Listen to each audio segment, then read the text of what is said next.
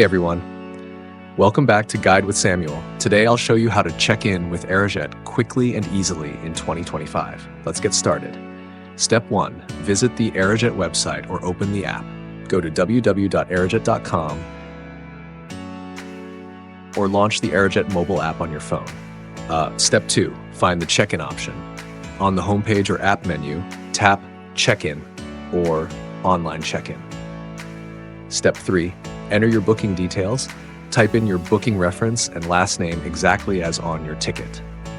Step 4. Select your flight. Choose the flight you want to check in for from the list. Step 5. Choose your seat.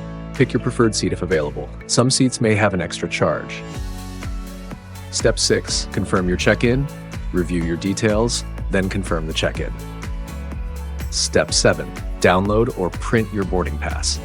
Save the boarding pass to your phone or print it out. You'll need this to board the plane. Tip: online check-in usually opens 24 hours before your flight and closes a few hours before departure.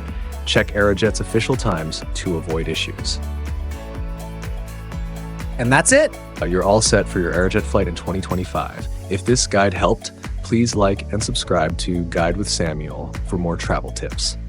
Safe travels.